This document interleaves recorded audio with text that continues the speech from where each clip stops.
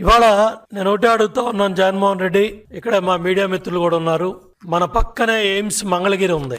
ఈ కొద్ది కాలంలో ఎయిమ్స్ మంగళగిరికి 30,23,257 మంది వచ్చారు పేషెంట్స్. ఇన్ పేషెంట్స్ 67,012 మంది. సర్జరీలు 7,073 అయినాయి. మన ఎయిమ్స్ మంగళగిరి రాష్ట్ర విభజన జరిగిన తర్వాత చంద్రబాబు నాయుడు గారు పట్టుబట్టి మంగళగిరిలో ఎయిమ్స్ హాస్పిటల్ తీసుకొస్తే ఇవాళ వైసీపీ పరిపాలన 5 ఏళ్లలో 20 లక్షల మంది ఓపీ వచ్చారు. నీ 5 ఏళ్ల పరిపాలనలో మంచినీళ్ళు ఇవ్వటానికి చేతులు రాని జగన్ రెడ్డి సిగ్గుందా అని అడుగుతా ఉన్నా వైసీపీ నాయకులకి. సమాధానం చెప్పండి.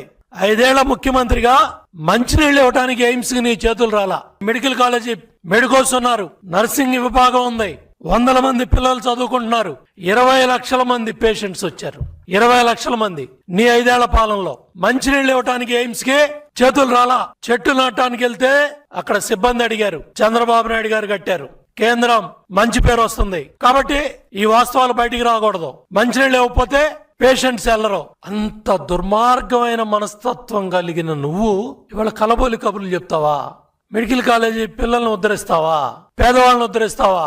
దగ్గర ఇన్ పేషెంట్లు 8,390 మంది ఇన్ పేషెంట్లు 5 ఏళ్లలో ఉన్నారు. 3,753 సర్జరీలు అయినాయి. మంచినీళ్లు ట్యాంకర్లు పెట్టి కేంద్ర ప్రభుత్వ నిధులతో కృష్ణానది పక్కన ఎయిమ్స్ హాస్పిటల్కి, ఎయిమ్స్ లో ఉన్న మెడికల్ కాలేజీ నర్సింగ్ పిల్లలకి ట్యాంకర్లతో నీళ్లు కొనుక్కొచ్చి పోసుకున్నారు ఎయిమ్స్ హాస్పిటల్ నడపటానికి. నువ్వా జగన్ రెడ్డి మెడికల్ కాలేజీ సీట్ల గురించి మాట్లాడుతున్నావు, పీపీపీ విధానం గురించి మాట్లాడుతున్నావు.